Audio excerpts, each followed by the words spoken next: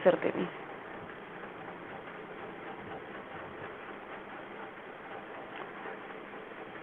तुमच्याच ग्रुपमधले काही पोरं असतील, यांना सांगितलं आहे मी की जेव्हा मी काल मेसेज टाकला की कालच जॉईन व्हा सगळेजण ग्रुपला,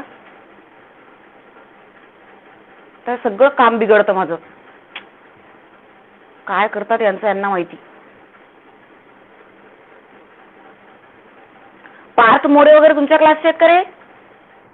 गायत्री बडनाके तुमच्या क्लासचे आहेत का? चला, तर काय म्हटलं होतं आपण, नर्वस टिश्यूचे दोन इम्पॉर्टंट सेल प्रेझेंट आहे, एक आहे न्यूरॉन आणि दुसरे आहे न्यूरोग्लियल. न्यूरॉन सेलमध्ये सेल डिव्हिजन आणि रिजनरेशनची कॅपॅसिटी नसते, म्हणजे नवीन सेल बनवू शकत नाही. बट त्यांच्या सोबतच प्रेझेंट असणारे संख्येने जास्त असणारे न्यूरोग्लियल सेल असतात, ज्यांच्यामध्ये रिडिव्हिजन आणि सेल डिव्हिजन करण्याची कॅपॅसिटी प्रेझेंट असते. They are just known as a supporting cell. ते फक्त आणि फक्त सपोर्टिंग सेल आहे न्यूरॉन सेलचे. ठीक आहे. त्याच्यानंतर काय म्हणतोय आपण की न्यूरोग्लियल जे सेल आहे ते न्यूरोग्लियल सेल कुठल्या सिस्टमचे पार्ट आहे, तर they are very much important part of CNS and PNS. तुम्हाला माहिती आहे what is mean by CNS and what is mean by PNS. Central nervous system आणि पेरिफेरल नर्वस सिस्टीमचे इम्पॉर्टंट पार्ट असतात न्यूरोग्लियल सेल, सपोर्टिंग सेल आहेत. Okay, याच्या पलीकडे काहीही इन्फॉर्मेशन तुम्हाला दिलेली नाही. याच्यामध्ये रिजनरेट करण्याची किंवा इलेक्ट्रिकल इम्पल्स सिग्नल ट्रान्समिट करण्याची कॅपॅसिटी यांच्यामध्ये नसतं. बट जे आपल्या बॉडीचे आपल्या ब्रेनचे जे न्यूरॉन सेल आहे त्या न्यूरॉन सेलमध्ये बाहेरनो काय इलेक्ट्रिकल इम्पल्स किंवा सिग्नल जनरेट करण्याची कॅपॅसिटी न्यूरॉनमध्ये असते, न्यूरोग्लियल सेलमध्ये राहत नाही. ओके, तर एवढा डिफरन्स कळला दोघांमधला? इतका डिफरन्स कळला आहे? Yes or no? चला, त्याच्यानंतर आता आपण सिनॅप्स डिस्कस करू. तुमच्या एक्झामसाठी खूप इम्पॉर्टंट टॉपिक आहे बाळांनो सिनॅप्स. सिनॅप्सला मी एक सिंपल लँग्वेज मध्ये तुम्हाला समजावून सांगण्यासाठी सांगितलं होतं की सिनॅप्सची डेफिनेशन काय लिहू शकतो आपण. सिनॅप्सला काय म्हणू आपण? एकाचं डोकं आणि दुसऱ्याचं पाय असा स्टार शेप असतो की नाही न्यूरॉन, हा न्यूरॉन आहे. ठीक आहे, हा स्टार शेप न्यूरॉन प्रेझेंट आहे आणि याच्याच खाली दुसरे पण न्यूरॉन प्रेझेंट आहे लाईक दिस. असे दुसरे पण न्यूरॉन प्रेझेंट आहे. ठीक आहे, हे सगळे आपले एकमेकांच्या डोक्यांच्या वरती पाय ठेवून उभे आहेत.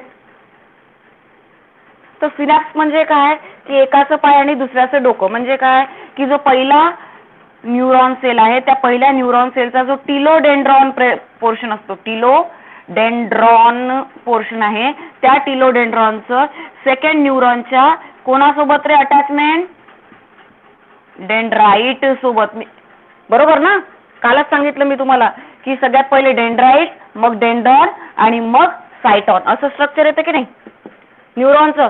इकडे वरती डेंड्राइट्स प्रेझेंट असतात, त्याच्यानंतर डेंड्रॉन, त्याच्यानंतर सायटॉन आणि मग इम्पल्स खाली खाली जाते. तर कुठल्यापर्यंत म्हणजे याचं डोकं. तर या दोघांमधले जे कनेक्शन आहे it is called a synapse. या दोघांमधलं जे कनेक्शन आहे याला काय म्हटलं होतं आपण? सिनॅप्स. तर डेफिनेशनच्या लँग्वेज मध्ये सिनॅप्सला काय लिहायचं आहे आपल्याला? बघा, एक खूप सुंदर डायग्राम तुमच्या बुकमध्ये काढून दिलेली आहे. एक सुंदर डायग्राम तुमच्या बुकमध्ये काढून दिलेली आहे, बट माझी डायग्राम सुंदर नसतात, बट आपण ट्राय करू.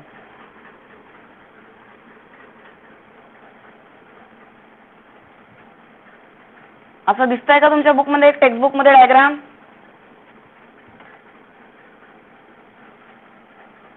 ठीक आहे,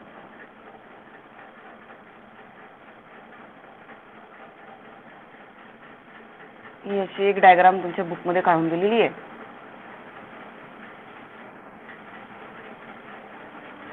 इथे काय प्रेझेंट आहेत रे? Calcium channel. काय काम असतं कॅल्शियम चॅनलचं? कॅल्शियम चॅनल रफ डायग्राम आहे बाळांनो, आणि एक्झाम मध्ये पण खूप बारीक रांगोळी घातल्यावरती डायग्राम काढत बसत नका जाऊ. ठीक आहे, कॅल्शियम चॅनल्स आहेत हे सगळे. बाहेर कॅल्शियम मोर अमाऊंट मध्ये प्रेझेंट असते. ठीक आहे, त्यानंतर इम्पल्स इकडे येणार, इम्पल्स इकडे येणार. आतमध्ये काय दाखवलंय रे? सिनॅप्टिक वेसल्स दिसतात का राऊंड राऊंड? बघा डायग्राम मध्ये सिनॅप्टिक वेसल्स, त्याच्यामध्ये छोटे छोटे छोटे छोटे जे दिसतात तुम्हाला याला काय म्हणतात? सिनॅप्टिक वेसल मध्ये जे आतमध्ये प्रेझेंट आहे राउंडेड बॉडीज, काय म्हटलं आहे त्याला? नाव सांगा बाळांनो. Synaptic vessels. त्यानंतर आतमध्ये जे राउंडेड बॉडीज प्रेझेंट आहे त्याचं नाव सांगा. Neuro transmitter. ओके. आणि इथे काय प्रेझेंट आहे? पुन्हा इथे चॅनल्स प्रेझेंट आहेत असे. ठीक आहे, इथे असे चॅनल्स प्रेझेंट आहेत आणि या चॅनल्स मधून हे न्यूरो ट्रान्समीटर बाहेर निघतात.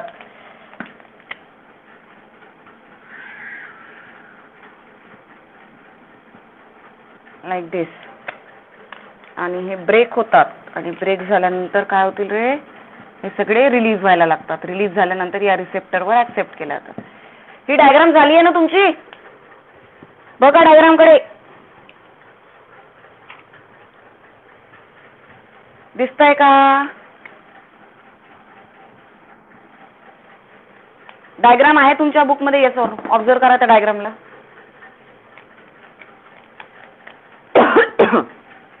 काय आहे बघा?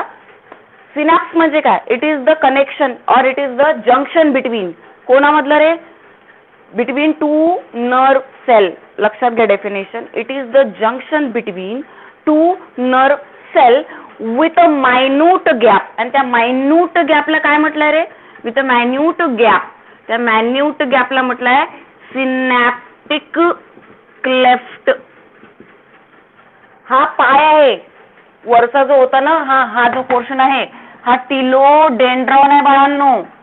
आणि हे खालचे जे दिसतंय हा दुसरा जो एक्झॉन होता, सॉरी दुसरा जो न्यूरॉन होता त्याचा हा काय असणार आहे? सायटॉन असणार आहे. सायटॉन म्हणजे डोकं. मी काय बोलते ते कळत आहे का तुम्हाला? रिप्लाय द्या. मी काय बोलते ते कळत आहे का? ओके. म्हणजे हा जो दिसतोय तुम्हाला दांडीवरची ती टिलोडेंड्रॉनची आहे आणि खाली हे जे दिसतंय हे सायटॉन आहे. दुसऱ्या न्यूरॉनचं डोकं आहे हे खाली. ठीक आहे. आता सिनॅप्टिक क्लेफ्ट तुमच्या एक्झामच्या डेफिनेशन साठी इम्पॉर्टंट आहे. सिनॅप्टिक क्लेफ्टची डेफिनेशन तुम्हाला विचारल्या जाऊ शकतं. What is synaptic cleft? Actually it is there is a junction between one neuron cell and another neuron cell and there is a presence of minute gap and that minute gap is called as a synaptic cleft. त्या minute gapला म्हणजे ही जी जागा आहे खाली याला म्हटलंय सिनॅप्टिक क्लेफ्ट. सिनॅप्स कशाला? Junction between two nerve cell, that is called as a synapse. आता तुम्हाला सिनॅप्टिक प्रॉपर्टीज दिलेल्या आहेत. वाचा पहिली प्रॉपर्टी काय? नाव घ्या. नाव घ्या रे. बायकांचं नाव घ्यायला नाही सांगत आहे तुम्हाला. सांगा.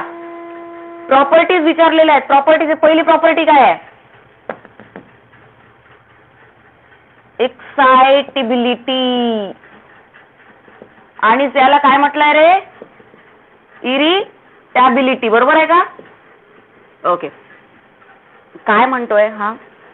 एक्साइटेबिलिटी किंवा इरिटेबिलिटी म्हणजे काय की एक जे सेल असते, तुम्हाला सरांनी शिकवलं असेल, सेल जी आहे आपली, प्रत्येक बॉडीची सेल जी आहे, प्रत्येक सेल आपल्या बॉडीची ती पोलराइज्ड कंडिशन मध्ये असते. पोलराइज्ड कंडिशन म्हणजे काय की बाहेर पॉझिटिव्ह चार्ज आणि आतमध्ये निगेटिव्ह चार्ज. पोलरायझेशन डिपोलरायझेशन झालंय ना बाळांनो तुमचं? Yes or no? Polarization depolarization झालंय की नाही? तर तुम्हाला तिथे शिकले असाल तुम्ही की बाहेर सेलच्या बाहेर पॉझिटिव्ह चार्जेस असतात आणि सेलच्या आतमध्ये कुठले चार्जेस असतात रे? निगेटिव्ह चार्जेस असतात. याला पोलराइज स्टेट असे म्हटले होते. जेव्हा आपण नेक्स्ट टॉपिक शिकू डिपोलरायझेशन आणि पोलरायझेशन तेव्हा तुम्हाला ती आयडिया क्लिअर होऊन जाणार. फक्त आता डोकं याच्याशी लावा की काय प्रेझेंट असतं प्रत्येक सेलमध्ये? एक एन्व्हायरमेंट प्रेझेंट असतं पॉझिटिव्ह निगेटिव्ह चार्जचं आणि ते त्याला बॅलन्सिंग जे असतं त्याला म्हटलं जातं पोलराइज स्टेट. या सेलमध्ये each and every cell having a polarize state आणि त्या पोलराइज स्टेजमध्ये काय म्हणतोय? They have a ability to perceive stimulus. त्याच्यामध्ये कशाची ॲबिलिटी असते म्हणते बाळांनो? कशाची ॲबिलिटी असते म्हणते? Perceive stimulus. Have a ability to perceive stimulus and convert into excited state. म्हणजे काय? आपल्या बॉडीच्या कुठल्याही पार्टला, कुठल्याही बॉडीच्या, इथून हातापासून स्टार्ट करा तर डोक्याच्या केसापासून किंवा पायापर्यंत सगळी बॉडी आपली, प्रत्येक बॉडीच्या, आपल्या बॉडीच्या प्रत्येक सेलमध्ये, सेलपासून तयार झाली नाही पूर्ण, इथे पण सेल्स आहेत, इथे पण सेल आहे, हे सगळे इपिथेलियल सेल आहेत. आपल्या बॉडीचे जेवढी काही कव्हरिंग असतं ही इपिथेलियल सेलनी तयार झालेली असते. ठीक आहे. तर मग जेवढे पण सेल आहेत त्या सेलमध्ये कशाची कॅपॅसिटी असते म्हणते? स्टिम्युलाई रिप्लाय, परसिव्ह करण्याची. They have capacity to perceive stimuli. इथे हात लावा, इथे हात लावा, इथे हात लावा, इथे हात लावा, इथे बॉडीच्या कुठल्याही पार्टला हात लावा, हात टच झाल्याबरोबर कळणार की काहीतरी टच झालेलं आहे. म्हणजे काय की have a capacity to perceive stimuli. स्टिम्युलायला गेन करण्याची कॅपॅसिटी असते. आणि जसा स्टिम्युलाय आला, मुंगी जरी चालली आपल्या हातावरून, बारीकशी असते बरं, चावते असंच नाही, पण मुंगी जरी चालली, एवढसा किडा जरी असला, कचरा जरी बसला आपल्या हातावर, तरी आपली बॉडी रिप्लाय करते की नाही? Yes or no? कचरा दिसला, जाणवतं कचरा आहे यार बॉडीवर, तर आपण तो उचलून फेकणार. मुंगी जाताना दिसो किंवा नको दिसो, तिचं सेन्सेशन आपल्या बॉडीमध्ये होतं. जसंही एखादं सेन्सेशन आपल्या बॉडीला झालं तसं आपण रिॲक्ट करतो की नाही? Yes or no? माझ्या प्रश्नांची उत्तर द्या. रिॲक्ट करतो की नाही आपण? ते रिॲक्शन म्हणजे काय? Have ability to convert into excited state. जसा स्टिम्युलाय मिळाला तसाच आपली बॉडीमध्ये चेंजेस झाले आणि आपण रिॲक्ट केलं.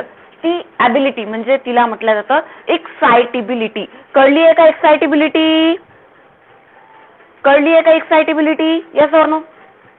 चला, नेक्स्ट दिली आहे तुम्हाला.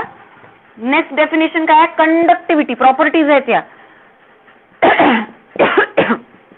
स्पेशली बानो प्रॉपर्टीज वर 4 मार्क्सचा क्वेश्चन विचारला जाऊ शकतं. ते जर नाही विचारलं तर वेगवेगळ्या प्रॉपर्टीज दिलेल्या आहेत तुम्हाला, तर सेपरेट सिंगल मार्क्सच्या प्रॉपर्टीज वर सुद्धा क्वेश्चन विचारला जाऊ शकतं. व्हेरी मच इम्पॉर्टंट टॉपिक आहे हा तुमचा. ठीक आहे, related to your exam. Conductivity म्हणजे काय की हॅव ॲबिलिटी, याच्यामध्ये ॲबिलिटी असते टू ट्रान्समिट एक्साइटेशन. ॲबिलिटी आहे म्हणते टू ट्रान्समिट एक्साइटेशन. म्हणजे काय? आता मी तुम्हाला कालच बोलले की इथे सेन्सेशन झालं, टच झाला, किडा बसला, मुंगी बसली, काय पण बसली, मग काय आपली नर्व सेल इथून निघाली इथपर्यंत डायरेक्ट एवढी लांब नर्व सेल आहे का आपली? नाही. मेनी नर्व सेल एकमेकांना कंबाईन झालेले आहेत, सगळ्या जुडलेल्या आहेत आणि जोडून एकमेकांपासून, जसं मी काल तुम्हाला सांगितलं की या 4 नर्व सेल जर असतील तर या सगळ्या एकमेकांच्या डोक्यावरती प्रेझेंट आहे, एकमेकाच्या खालीवरती प्रेझेंट आहे. तर मग ही जी सगळ्यात पहिली जी असेल नर्व सेल, हिला स्टिम्युलाय मिळाला, ही आपल्या स्किनवर प्रेझेंट असेल इथे, तिला स्टिम्युलाय जसा मिळाला तिने काय रिप्लाय कुठे गेला? खाली. खालून नेक्स्ट नर्व सेलकडे, नेक्स्ट नर्व सेलकडून नेक्स्ट नर्व सेलकडे.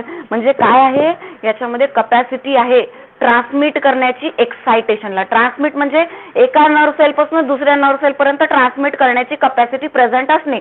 म्हणजे काय बाळांनो? कंडक्टिव्हिटी. Clear or not? खूप सोपं आहे कंडक्टिव्हिटी.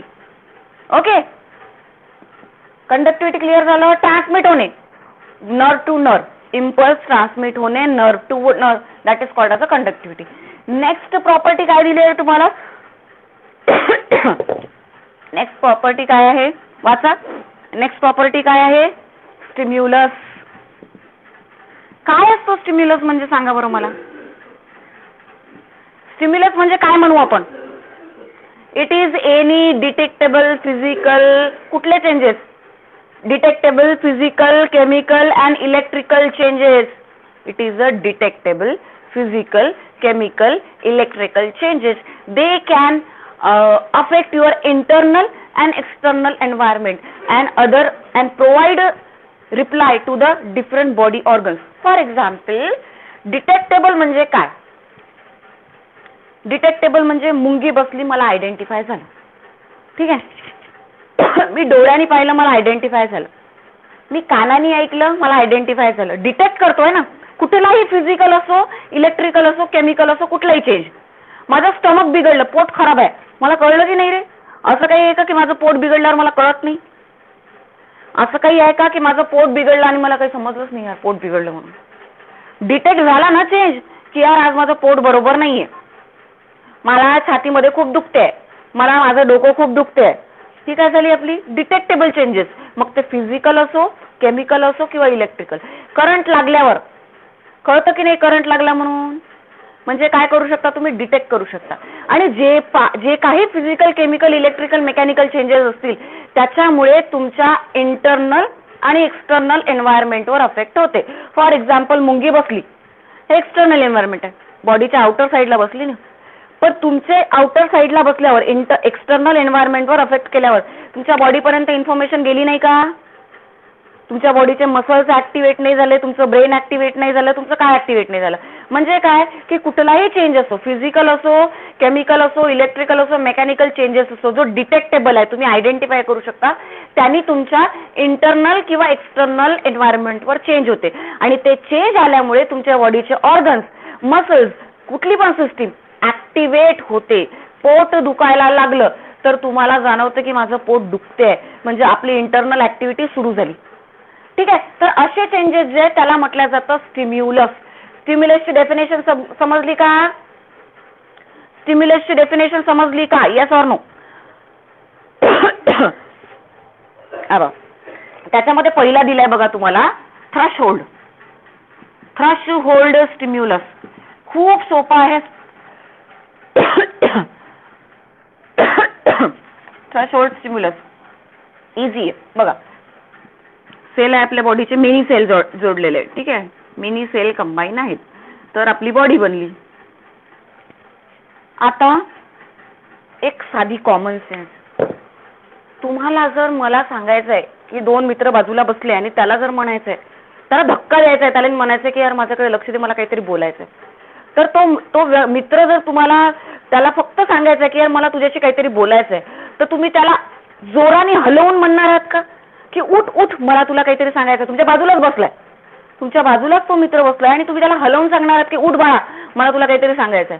तुम्ही काय म्हणाल? जस्ट त्याला हात लावाल आणि त्याला काय म्हणाल, अरे यार मला तुझ्याशी बोलायचंय, राईट ना? हे यूज कराल ना तुम्ही. म्हणजे काय की मिनिमम जो स्टिम्युलाय लागतो एखादी इम्पल्स क्रिएट करण्यासाठी तो असतो -70 मिलीव्होल्ट. मी काय बोलले ते समजलं का? की एखादा बॉडीमध्ये स्टिम्युलस क्रिएट करण्यासाठी, इफेक्ट क्रिएट करण्यासाठी मिनिमम इंटेन्सिटी किती लागते म्हणते? -70 मिलीव्होल्ट. दिली नाहीये या टॉपिक मध्ये, पुढे दिलेली आहे. म्हणजे काय की मला जर उठवायचं असेल, मला जर कोणाला आवाज द्यायचा असेल, तर मी फक्त अशी करणार की मला तुझ्याशी बोलायचंय, असं मी हात लावला तरी कळतं ना. असं तर नाही की मी जोरात असं हलवून म्हणणार की यार मला तुझ्याशी बोलायचंय, काही गरज नाही. म्हणजे एखाद्याला एखादी इम्पल्स क्रिएट करण्यासाठी नॉर्मल टच, मिनिमम इंटेन्सिटी जी रिक्वायर्ड असते तिला म्हटलं जातं थ्रेशहोल्ड स्टिम्युलस. काय म्हटलं जातं? Threshold stimulus. कळलं का? थ्रेशहोल्ड स्टिम्युलस कळलं का?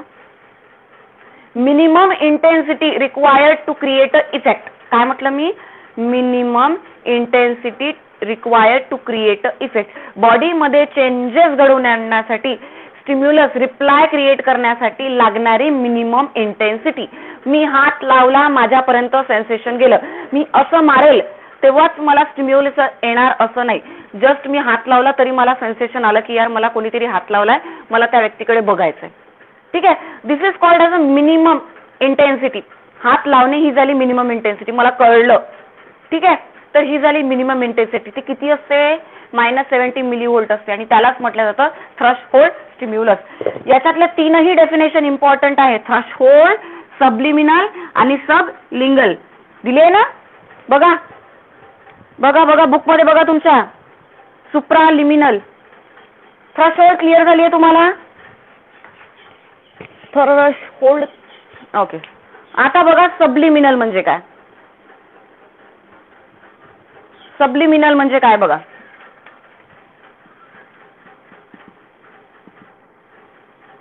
सबलिमिनल स्टिम्युलस खूप सिंपल आहे. सबलिमिनल म्हणजे weak, does not create any reply or any effect. असा स्टिम्युलस ज्याने मला कुठलाही इफेक्ट मिळाला नाही. फॉर एक्झाम्पल, मी रस्त्याने जाता बेधुंद गाडी चालवत, मी रस्त्याने बेधुंद गाडी चालवत जात आहे आणि कोणीतरी ओळखीचा पर्सन माझ्या समोर आहे, पण माझं लक्ष त्या ओळखीच्या पर्सन कडे नाहीये, मी आपली चालली आहे गाडी चालवत. कॉन्सन्ट्रेशन कुठे आहे माझं? गाडी चालवण्याकडे, समोरच्या रोडकडे. बाजूनी किती लोक चालले आहेत, काय चालले आहेत, माझं लक्ष नाही. पण ते चालले आहेत ना रे बाजूला, ते तुमच्या ओळखीचे पण आहेत ना, त्यांनी तुम्हाला आवाज पण दिला ना, पण तुमचं कॉन्सन्ट्रेशन कुठे आहे बाळांनो? तुमचं कॉन्सन्ट्रेशन कुठे आहे? गाडी चालवण्याकडे आणि रोडकडे. म्हणजे त्या बाजूच्या वाल्यांनी तुम्हाला कितीही आवाज दिला आणि तुमच्या बाजूने कितीही तुमच्या ओळखीचे लोक चालले असेल तरी तुमचं त्याच्याकडे जाणार नाही. बट स्टिम्युलाय तर क्रिएट झाला, ते तर बाजूला प्रेझेंट आहे तुमच्या, ते तुमच्या समोरही गेले. बरं, बरेचदा असं होतं की आपण समोर एका गोष्टीकडे पाहत असतो, जसं आता मी कॅमेऱ्याकडे बघत आहे, कॅमेऱ्याच्या आजूबाजूला जसं मोबाईल माझ्या समोर ठेवला आणि मला तुमच्याकडे पाहून शिकवायचं मोबाईलकडे पाहून, पण मोबाईलच्या बाजूला एक स्टँड आहे, मी पुस्तकं ठेवले आहेत, त्याच्यावर ते स्टँड अरेंज केलेलं आहे आणि त्याच्यानंतर तिथे पेनचा एक बॉक्स आहे आणि त्याला अटॅच हा मोबाईल आहे. पण मी शिकवत असताना माझं लक्ष फक्त आणि फक्त मोबाईलकडे आहे. जेवढं काही आजूबाजूला आहे त्याच्याकडे माझं लक्ष नाही. आता मला तुम्हाला सांगायचं होतं म्हणून मी ऑब्झर्व केलं, पण मला सांगायचं नसतं तर माझं लक्ष त्या पेन स्टँडकडे, तो कॅमेरा स्टँडकडे गेलं असतं का? माझं लक्ष कोणाकडे गेलं असतं? फक्त आणि फक्त मोबाईलकडे, कारण की मला मोबाईलकडे पाहून शिकवायचं. मग ते आजूबाजूचे जे स्टिम्युलाय आहे त्यांनी माझ्या बॉडीमध्ये काही चेंजेस घडवून आणले का? की मला कळलं का ते आजूबाजूला आहे? Yes or no? बरेचदा तुम्ही असं असतं की तुम्ही त्या वस्तूकडे बघता पण तुमचं लक्ष दुसरीकडे असतं, तुमच्या माइंडमध्ये दुसरं काहीतरी सुरू असतं, बट ती समोर तुमच्या वस्तू प्रेझेंट आहे. आणि कोणी विचारलं यार ते दिवं तू माझं लक्षच नाही तर मला माहितीच नाही ती वस्तू तिथे. म्हणजे काय की तुमच्या बॉडीमध्ये कुठल्याही प्रकारचा स्टिम्युलाय क्रिएट झालेला नाही. And that stimuli is called as a subliminal stimulus. Weak असतो. वीक म्हणजे काय? It does not create any effect. तुमच्या या स्टिम्युलसनी कुठल्याही प्रकारचा इफेक्ट तुमच्या बॉडीमध्ये क्रिएट केलेला नाही. So that's why it is called as a subliminal stimulus. त्याच्यामुळे याला काय म्हणू रे आपण? Subliminal stimulus. क्रिएट आहे, sorry, is it clear everyone? Clear और नॉट? नेक्स्ट वाला कौन सा दिया है? नेक्स्ट कौन सा दिया है? सुप्रामिनल. सुप्रा कुठला रे? वाचा रे. सुप्रा लिमिनल.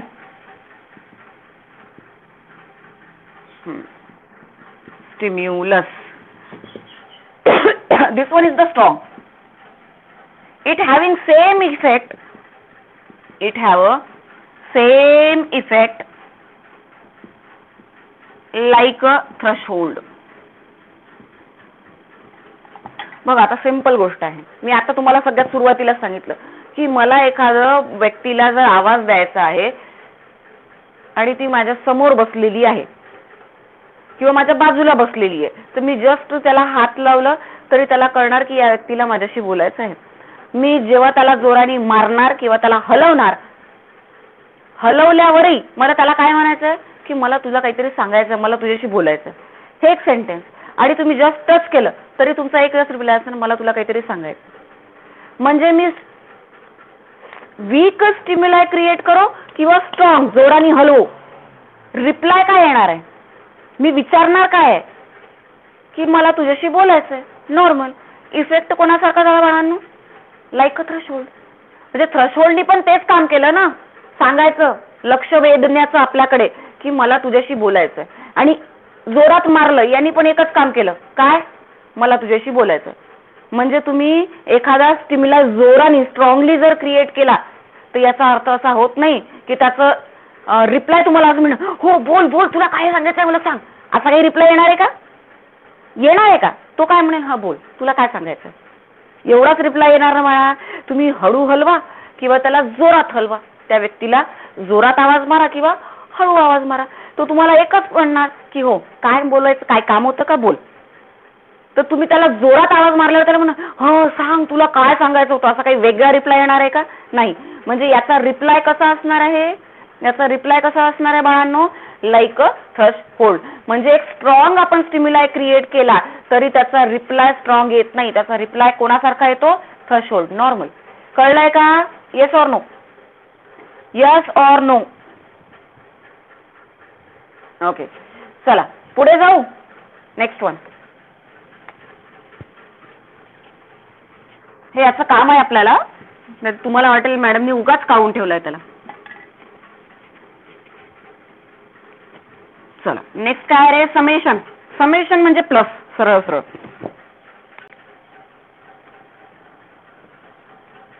Summation effect.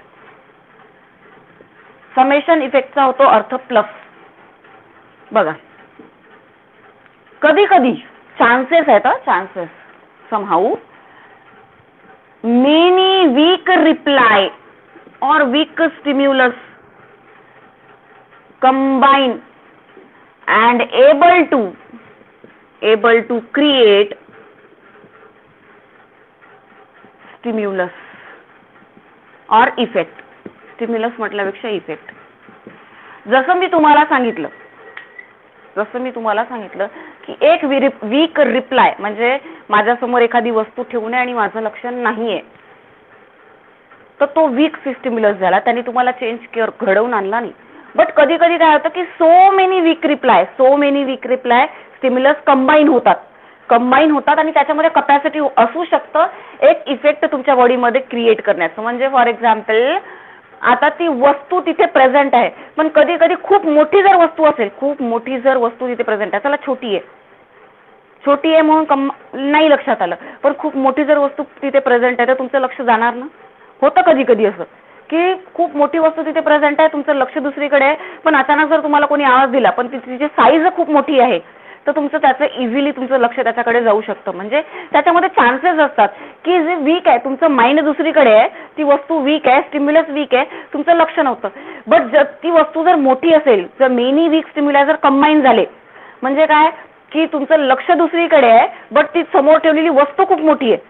तुमचं म्हणजे तुम्ही खूप प्रयत्न केला की त्याच्याकडे लक्ष द्यायचं नाही, पण तरीही त्याच्याकडे तुमचं लक्ष गेलं. म्हणजे कपॅसिटी असते मेनी वीक स्टिम्युलायला कंबाईन झाल्यानंतर एक इफेक्ट क्रिएट करण्याची. ठीक आहे. आता तुम्ही चालल्यात रस्त्याने बेधुंद गाडी चालवल्या जातात, पण एखादा पर्सन जर जातोय आणि ते तुम्हाला खूप आवाज मारले आणि तुमचं त्याच्याकडे लक्ष नाही, बट तो येऊन थेट तुमच्या समोर उभा राहिला, तुमचं लक्ष जाणार की नाही. तुमचं लक्ष दुसरीकडे होतं आणि तो थेट येऊन उभा राहिला, मग तुमचं लक्ष गेलं. म्हणजे काय की जेव्हा वीक स्टिम्युलाय कंबाईन येतात तेव्हा त्याच्यामध्ये कपॅसिटी असू शकतं एक इफेक्ट क्रिएट करण्याचं. Yes or no. समजलंय का मी काय बोलले. ओके, रिप्लाय देत चला म्हणजे मला कळतं. नेक्स्ट टर्मिनॉलॉजी काय दिली आहे तुम्हाला, ऑल ऑर नन लॉ.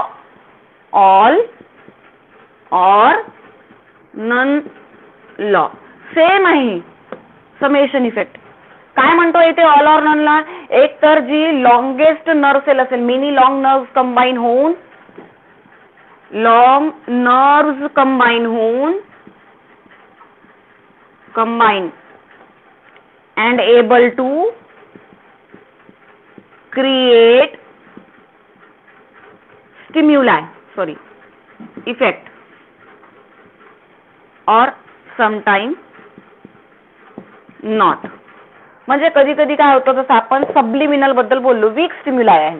कधी कधी वीक स्टिम्युलाय इफेक्ट शो करतील, एकत्र येऊन सगळे वीक स्टिम्युलाय इम्पल्स एकत्र येऊन इफेक्ट शो करतील, पण कधी कधी तेवढं स्ट्रॉंग असूनही ते इफेक्ट शो करू शकणार नाही. जसं मी तुम्हाला बोलले की बाई कधी कधी असं होणार की तुमचं लक्ष चाललं जाणार त्या गोष्टीकडे, वीक आहे बट वस्तू मोठी आहे ना तरी लक्ष चाललं जाणार. बट कधी कधी होतं की कितीही मोठी वस्तू असो तुमचं लक्ष जाणार नाही.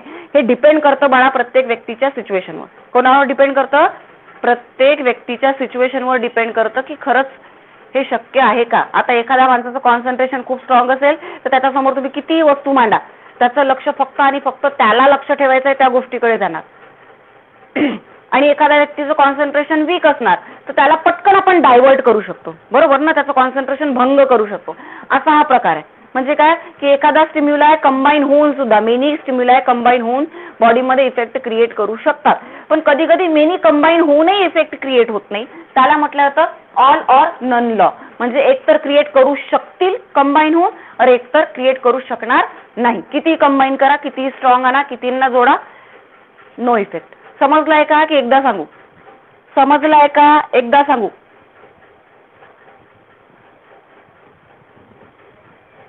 समजलाय का रे बाळांनो, रिपीट करू का एकदा. ओके, नेक्स्ट टर्मिनॉलॉजी दिली आहे तुम्हाला रिफ्रॅक्टरी पिरियड, बरोबर ना. रिफ्रॅक्टरी पिरियड. रिफ्रॅक्टरी पिरियड म्हणजे काय रे. बघा ही डायग्राम यायची. ओके, हा एका नर्व सेलचा पोर्शन आहे, हा दुसऱ्या नर्व सेलचा पोर्शन आहे. या इथून एक इम्पल्स झाली, इम्पल्स आली, एंट्री केली, इम्पल्स आल्यानंतर इकडे ती आली, एकच इम्पल्स आली आहे सध्या. जोपर्यंत ही आलेली इम्पल्स एका नर्व सेल पासून दुसऱ्या नर्व सेल पर्यंत जात नाही, एका नर्व सेल पासून दुसऱ्या नर्व सेल पर्यंत जात नहीं, तोपर्यंत दूसरा सेकेंड जो स्टिम्युलाई कितना ही स्ट्रॉन्ग रहे, सेकेंड स्टिम्युलाई कितना भी स्ट्रॉन्ग रहे, वो कोई भी इफेक्ट शो नहीं करता.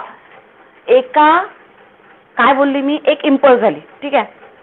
फॉर एक्झाम्पल हा माझा हात आहे, हे दोन नर्व सेल मी जॉईन केले, दोन नर्व सेल मी जॉईन केले, इथे टच झाला, इथे टच झाला, ही पहिली इम्पल्स आली, ही इम्पल्स आली आली आली आली आली आणि ही दुसऱ्या नर्व सेल मध्ये जाणार, ठीक आहे. मग ही इम्पल्स इथून आलेला टचची जी इम्पल्स आहे या एका नर्व सेल पासून तर दुसऱ्या एका नर्व सेल पर्यंत जाईपर्यंत इकडून कितीही नेक्स्ट नर्व सेल येऊ त्याच्यावर काहीही इफेक्ट होणार नाही, जोपर्यंत पहिला इम्पल्स या एका नर्व सेल पर्यंत दुसऱ्या नर्व सेल मध्ये ट्रान्समिट होत नाही. बघा इथे इम्पल्स लिहिलेला आहे, या ठिकाणी इम्पल्स लिहिलेला आहे. इम्पल्स म्हणजे टच झाला, इम्पल्स क्रिएट झाली आणि इम्पल्स पहिल्याच नर्व सेल मध्ये अजून प्रेझेंट आहे. जोपर्यंत ही पहिल्या नर्व सेल पासून दुसऱ्या नर्व सेल पर्यंत जात नाही तोपर्यंत इथून सेकंड कितीही स्ट्रॉंग इम्पल्स तिथे येऊ तोपर्यंत तिच्या बॉडीमध्ये काहीही चेंजेस होणार नाही, ती कितीही इम्पल्स स्ट्रॉंग असो. याला मिली सेकंडचा वेळ लागतो एका याच्यामधून दुसऱ्या याच्यामध्ये जाण्यासाठी. समजलं का रे? Yes or no? Yes or no? मी काय बोलले, एका नर्व सेल पासून दुसऱ्या नर्व सेल पर्यंत जाईपर्यंत ती एक इम्पल्स जाईपर्यंत दुसरी इम्पल्स आतमध्ये येऊ शकत नाही आणि कुठलाही इफेक्ट क्रिएट करू शकत नाही. तिला म्हणतात refractory period. It is called as a refractory period. Second terminology काय दिली आहे, synaptic delay. Synaptic delay. Time झालाय का रे? टाइम झाला की सांगाल मला, याच्यानंतर बॅच आहे. ओके, सिनॅप्टिक डिले म्हणजे काय बाळांनो सांगा आता. सिनॅप्टिक डिले म्हणजे काय? सिनॅप्टिक डिले म्हणजे इम्पल्स आली, ओके, इम्पल्स आली आली आली. आता ही इम्पल्स इथे आल्यानंतर तुम्ही ही प्रोसेस सगळे शिकले आहेत. सेलच्या बाजूला कॅल्शियम चॅनल असतात. इम्पल्स जशी सेलमध्ये येते तसेच कॅल्शियम चॅनल ऍक्टिव्हेट होतात आणि सेलच्या बाजूला प्रेझेंट असणारे कॅल्शियम सगळे आतमध्ये यायला लागतात. कॅल्शियम आतमध्ये येण्याचं काय रिझन आहे, काय गरज आहे कॅल्शियम आतमध्ये यायची? टिलोडेंड्रॉनच्या आतमध्ये कॅल्शियमला येण्याची एंट्री का बरं गरज आहे? जशी इम्पल्स आली तसेच हे कॅल्शियम चॅनल ओपन झाले आणि सेलच्या बाजूला जे कॅल्शियम होतं ते आतमध्ये यायला लागलं. या कॅल्शियमचं कामच असतं बाळांनो, हे जे सिनॅप्टिक वेसल्स आहे, या सिनॅप्टिक वेसल्स म्हणजे न्यूरोट्रान्समीटर. न्यूरोट्रान्समीटरचा अर्थ काय की जोपर्यंत न्यूरोट्रान्समीटर इथे अटॅच होणार नाही तोपर्यंत ही इम्पल्स इकडे जाऊ शकणार नाही. तर इम्पल्सला एका नर्व सेल पासून दुसऱ्या नर्व सेल पर्यंत पाठवण्याचं काम या न्यूरोट्रान्समीटरचं असतं. मग हे कॅल्शियम चॅनल ओपन होतात, कॅल्शियम आतमध्ये येतं आणि या कॅल्शियमचं काम असतं या न्यूरोट्रान्समीटरला ढकलणे. कुठे? या टिलोडेंड्रॉन मेम्ब्रेनकडे. या टिलोडेंड्रॉन मेम्ब्रेनकडे याला ढकलण्याचं काम कोणाचं आहे रे?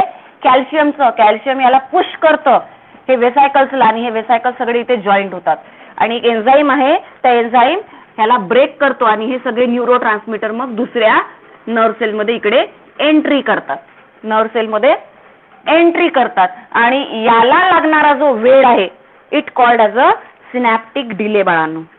It is called as a synaptic delay. किती मिनिटाचा किती सेकंदाचा वेळ लागतो? 0.3 to 0. Milli second. बघा तुमच्या टाइम मध्ये तुमच्या बुक मध्ये दिलेलं आहे एका एक्झॉनच्या टर्मिनल पोर्शन पासून तर दुसऱ्या एका एक्झॉनच्या एंड पोर्शन पासून तर दुसऱ्या एक्झॉनच्या टर्मिनल पोर्शन पर्यंत जाण्यासाठी जी जागा आहे तिला म्हटलं जातं सिनॅप्टिक डिले. कळलं का? एकाच्या पायातून दुसऱ्याच्या डोक्यापर्यंत जाणारा वेळ, जायला लागणारा वेळ किती आहे? 0.3 to 0.5. समजलं का रे?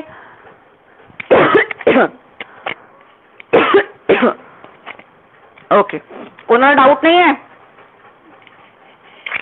ओके, कोणाला डाऊट नाही. चला नेक्स्ट टर्मिनॉलॉजी काय आहे लास्ट वाली? Synaptic fatigue.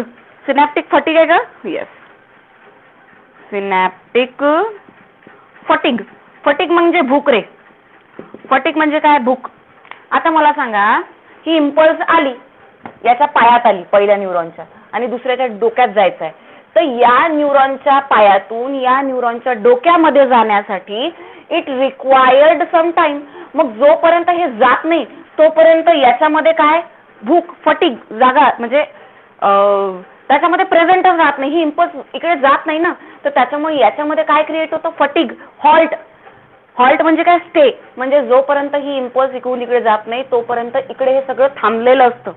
कॅल्शियम चॅनल पुन्हा बंद झालेले असतात आणि सगळं थांबलेलं असतं जोपर्यंत दुसरी इम्पल्स आतमध्ये येत नाही तोपर्यंत. तर हा झाला हॉल्ट पिरियड. हॉल्ट म्हणजे काय? थांबलाय. कारण की जोपर्यंत ही पूर्णपणे ऍक्टिव्हिटी होत नाही, कॅल्शियम चॅनल ओपन होतील, न्यूरो ट्रान्समीटर हे जे वेसायकल्स आहे यांना अटॅच केल्या जाणार मेम्ब्रेनवर, मग एन्झाईम येणार आणि या वेसायकल्सला तोडणार. तोडल्यानंतर हे सगळे हिरवे जे दाणे दिसत आहेत ज्याला न्यूरो ट्रान्समीटर म्हणतो, हे न्यूरो ट्रान्समीटर या एका इकडून दुसरीकडे जाणार. मग इतकी सगळी प्रोसेस होईपर्यंत तिथं थांबली ना बिचारी सेकंडवाली इम्पल्स थांबली की नाही? म्हणजे काय? हॉल्ट झाला. हॉल्ट झाला आणि या हॉल्टला म्हटलंय भुकेची कंडिशन म्हणजे सिनॅप्टिक फटीग. क्लिअर आहे बाळांनो? Yes or no? Yes or no? Clear आहे? चला आता बघायची आपल्याला वेलॉसिटी. वेलॉसिटी. वेलॉसिटी म्हणजे काय? की कुठल्या नर्व मध्ये किती कपॅसिटी असते ट्रान्समिट होण्याची, म्हणजे एक्सायटेशन कुठली नर्व जास्त चांगल्या प्रकारे करू शकते, त्याला म्हणतो आपण वेलॉसिटी. खूप सारे रिझन दिलेले आहेत याच्यामध्ये वेलॉसिटीचे. नर्व ह्या काही लॉंग असतात लेंथनी, तर काही शॉर्ट असतात. तो ऑब्विसली ज्या लॉंगर असणार, ज्या लॉंगर नर्व सेल असणार, they have a more capacity, more ability. जी स्पीड असणार याची कशी असणार? फास्ट. इम्पल्सला कॅरी करण्याची जी स्पीड असणार बाळांनो ती कशी असणार? बघा तुमच्या बुक मध्ये दिलेलं आहे. लॉंग आणि थिक नर्व मध्ये कशी असते रे बाळांनो? फास्टर. डोक्यात ठेवा. इम्पल्स कशी क्रिएट केला जाणार? फास्टर. आता बघा दोन पुन्हा एक टर्मिनॉलॉजी दिली आहे तुम्हाला. होमिओथर्मिक. होमिओथर्मिक मध्ये जास्त असतं आणि दुसरं काय दिलंय?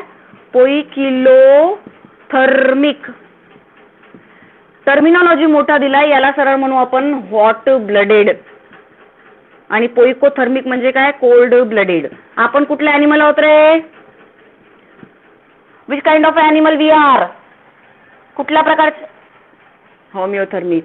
तर आपल्यामध्ये जी इम्पल्स आहे ही फास्टर रेट मध्ये ट्रान्समिट होते. इम्पल्स म्हणजे काय? स्टिम्युलाय. फास्टर मध्ये ट्रान्समिट होते ऍज कम्पेअर टू पोइकोथर्मिक.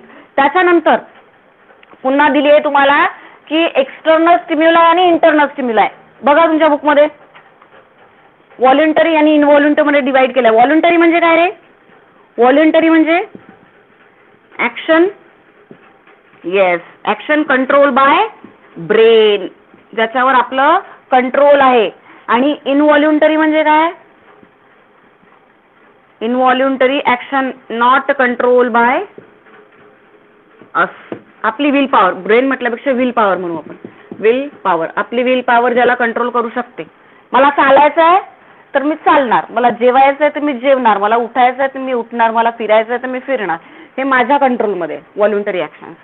इनव्हॉल्युंटरी माझा हार्ट किती बीट होतं आणि मी त्याला म्हणू शकत नाही भाई आज मेरा मूड नहीं है, हार्ट तू रुक जा, 72 टाइम तेरी बीटिंग मत करा, तू 70 पे रुक जा और आराम कर, असं मी म्हणू शकत नाही. माझ्या लिव्हरला मी म्हणू शकत नाही की बाळा बाईल कमी सिक्रीट कर. माझ्या स्टमकला मी म्हणू शकत नाही की पटकन पचनाची क्षमता वाढव आणि मला आता पटकन मला भूक लागली पाहिजे. तर आतमध्ये जे इंटरनल जे आपले ऑर्गन्स असतात ते इनव्हॉल्युंटरी आहे आणि आपल्या ज्या ऍक्शन्स आपण आपल्या कंट्रोलनी करतो त्या म्हणजे व्हॉलंटरी ऍक्शन. तर ऑब्विसली व्हॉलंटरी ऍक्शन्स म्हणजे जे व्हॉलंटरी ऑर्गन्स आहे तिथे स्टिम्युलाय कसा असणार बाळांनो? Have a long strong stimuli. किती दिलाय येते बघा? 100 to 120 दिसतंय का? 100 to 120 millisecond. In man voluntary actions. इनव्हॉलंटरीचा रेट किती दिलेला आहे? इनव्हॉलंटरीचा रेट किती दिलाय बाळांनो? 10 to 20 मिली सेकंड. म्हणजे व्हॉलंटरी ऍक्शन मध्ये स्टिम्युलाई गेन करण्याची कॅपॅसिटी वेलॉसिटी जास्त असते as compare to a voluntary action. Clear आहे का गोष्ट? क्लिअर आहे? पुढे जाऊ. ओके चलो नेक्स्ट आ जाओ. आता पुन्हा वेलॉसिटी म्हटलंय. आता मी तुम्हाला काल एक सांगितलं होतं, एखादी पर्सन सरळ रस्त्याने जात आहे आणि एखादा पर्सन हळूहळू जात सॉरी उड्या मारू मारू जात आहे. कोण लवकर पोहोचणार? कोण लवकर पोहोचणार? मेलिनेटेड न्यूरॉन्स आणि नॉन मेलिनेटेड न्यूरॉन्स. कोण लवकर पोहोचणार? उड्या मारणारा. उड्या मारणारा कुठे प्रेझेंट असतो? जम्प करणारा मेलिनेटेड न्यूरॉन्स. मी तुम्हाला काय सांगितलं, त्याला साल्टॅटरी मुवमेंट म्हणतात. तर याच्यामध्ये स्पीड फास्ट असणार मेलिनेटेड न्यूरॉन्स मध्ये, जम्पिंग असतं इम्पल्स, आणि नॉन मेलिनेटेड मध्ये स्लो असणार. ओके सिंपल गोष्ट आहे. ठीक आहे. त्याच्यानंतर बघा इम्पल्स कॅरी करण्यासाठी इम्पल्स कशी जातात. 3 पार्ट मध्ये डिवाइड केलेल्या इम्पल्सला याला प्री सिनॅप्टिक म्हटलेलं आहे, याला पोस्ट सिनॅप्टिक म्हटलेलं आहे, आणि याला सिनॅप्टिक मेम्ब्रेन असं म्हटलेलं आहे. किती पोर्शन मध्ये इम्पल्स कुठून कुठून जात आहे? प्री म्हणजे पहिल्याचा पाय, त्याच्यानंतर पोस्ट म्हणजे रे दुसऱ्याचं काय? डोकं की पाय? हा दुसऱ्याचं डोकं. आणि मधला म्हणजे काय? दोघांच्या मध्ये असलेली प्रेझेंट असलेली मेम्ब्रेन म्हणजे सिनॅप्टिक मेम्ब्रेन. या 3 पार्ट मध्ये याला डिवाइड केलेलं आहे. क्लिअर आहे? Yes or no? ओके. तर आता इम्पल्स कशी कंडक्ट होते त्याच्यापासून प्री सिनॅप्टिक पासून सिनॅप्टिक मेम्ब्रेन पर्यंत, सिनॅप्टिक मेम्ब्रेन पासून पोस्ट सिनॅप्टिक मेम्ब्रेन पर्यंत, पोस्ट सिनॅप्टिक पोर्शन पर्यंत अशी इम्पल्स ट्रान्समिट होत असते. हे सगळं टॉपिक तुम्हाला दिलेलं आहे वेलॉसिटी मध्ये. All this is include in a velocity. Velocity clear आहे सगळ्यांची? वेलॉसिटी क्लिअर आहे बाळांनो? चला पुढे जाऊ.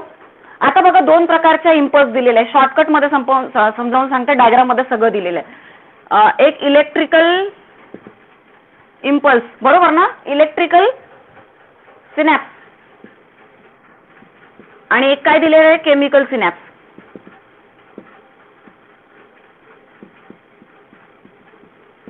इथे याची जी नॅनोमीटर असते 0.38, बरोबर आहे का? चेक करा बरं. नॅनोमीटर किती आहे? 3.8 आहे खरं, 3.8. आणि इकडे किती आहे केमिकल मध्ये? 20 to 40 नॅनोमीटर, बरोबर का? चला, इलेक्ट्रिकल सिनॅप्स म्हणजे खूप सिंपल गोष्ट. दोघांमधली जी सिनॅप्टिक गॅप आहे, if synaptic gap is minute, जर सिनॅप्टिक गॅप ही छोटीशी असेल तर त्याला इलेक्ट्रिकल सिनॅप्स असं म्हणतात. त्याच्यामध्ये 3.8 एवढी गॅप असते दोघांमध्ये. यांच्यामध्ये दोघांमध्ये सिनॅप्टिक गॅप किती राहणार? 3.8. म्हणजे कुठल्याही प्रकारचं केमिकल ट्रान्सपोर्टची इथे गरज पडणार नाही, पटकन इम्पल्स येणार आणि इकडे ट्रान्समिट होणार. ठीक आहे. अशा प्रकारच्या इम्पल्स कुठे प्रेझेंट असतात? तर आपली जी डिफेन्स मेकॅनिझम आहे, आपण झोपलो, रात्रभर झोपलो तरी आपली डिफेन्स मेकॅनिझम, आपली इम्युनिटी सिस्टीम झोपते का रे? आपली इम्युनिटी सिस्टीम झोपते का? नाही, ती सतत काम करत असते, तिला सतत ऍक्टिव्हेट राहायची गरज असते. तर त्यावेळेस आपल्या बॉडीमधले हा सिनॅप्स सुरू असतो, त्यावेळेस आपल्या बॉडीमधला इलेक्ट्रिकल सिनॅप्स सुरू असतो, डिफेन्स मेकॅनिझम मध्ये प्रेझेंट असलेला. केमिकल सिनॅप्स म्हणजे काय? तुम्हाला आधीच सांगितलं मी की जर या दोघांमध्ये गॅप ही 20 नॅनोमीटर टू 40 नॅनोमीटर इतकी असेल तर याला म्हणतात आपण, याला काय म्हणू आपण? Chemical synapse. याच्यामध्ये जेव्हा गॅप जास्त असते तर हे केमिकल सिनॅप्स. आता गॅप जास्त आहे तर मी तुम्हाला सांगितलं सिंपल गोष्ट आहे, जशी इम्पल्स आली, टच झाला याला, इम्पल्स झाली, इम्पल्स क्रिएट झाली, जशी इम्पल्स क्रिएट झाली तसेच बाहेरचे कॅल्शियम, सेलच्या बाजूला प्रेझेंट असणारे कॅल्शियमचे चॅनल जे आहे ते ओपन होतात. इथे कॅल्शियमचे चॅनल आहेत, ओपन झाले, इम्पल्स आल्यामुळे ओपन झाले आणि सगळं कॅल्शियम आतमध्ये यायला लागलं. आता या कॅल्शियमचं काम काय आहे? काय सांगितलं मी कॅल्शियमचं काम? की हे जे वेसायकल्स आहे, सिनॅप्टिक वेसायकल, याच्यामध्ये न्यूरो ट्रान्समीटर आहे. या न्यूरो ट्रान्समीटर मध्ये कॅपॅसिटी असतं इम्पल्सला इकडे एका सेलपासून दुसऱ्या सेलमध्ये नेण्याची. तर मग हे कॅल्शियम आयन काय करतात, याला स्टिक होतात आणि हे सगळे वेसायकलला या मेम्ब्रेनला जोडण्याचं काम करतात. Help to bound the vesicle to the membrane of telodendron. या टिलोडेंड्रॉनच्या मेम्ब्रेनला यांना जोडण्याचं काम करतात. बघा मी इथे गोल गोल दाखवलेलं. त्याच्यानंतर नेक्स्ट एक एन्झाईमचं नाव दिलंय तुमच्या बुकमध्ये. बघा काय नाव दिलेलं आहे, कोलिनेस्टेरेज. कोलिनेस्टेरेज नावाचा एक एन्झाईम असतो आणि तो कोलिनेस्टेरेज नावाचा एन्झाईम ह्या वेसायकलला तोडतो आणि तोडल्यानंतर हे न्यूरो ट्रान्समीटर ह्या दुसऱ्या याच्यावर प्रेझेंट असणाऱ्या रिसेप्टर, हे दिसतात ना ब्लूनी दाखवले मी, डेंड्राइटच्या याच्यावर प्रेझेंट असणारे हे रिसेप्टर आहे. हे न्यूरो ट्रान्समीटर या रिसेप्टरवर जाऊन अटॅच होतात. अशी हे फुटले, ब्रेक झाले, रप्चर झाले आणि रप्चर झाल्यानंतर हे रिसेप्टर दुसऱ्या न्यूरॉनच्या डेंड्राइट्स मध्ये प्रेझेंट आहे आणि हे रिसेप्टर यांना ऍक्सेप्ट करतात. आता इम्पल्स काय झाली, ट्रान्समिट झाली एका नर्व सेल पासून दुसऱ्या नर्व सेल पर्यंत. याला म्हटलंय केमिकल सिनॅप्स. क्लिअर आहे, yes or no? Clear everyone? 8ला 5च कमी आहे करे. चला इथे आपण टॉपिक संपवू. उद्यापासून आपल्याला काय पोलरायझेशन बघायचं. एका लेक्चर मध्ये पोलरायझेशन खतम होतं. खूप इझी आहे पोलरायझेशन, जेव्हा मी सांगेल तुम्हाला समजेल. इतका टॉपिक क्लिअर आहे, बाकीचं उद्या बघू. चलो बाय एव्हरीवन. कोणाला डाऊट आहे का? Anyone having a doubt? नाही ना? चला मीटिंग ऑफ करते मी.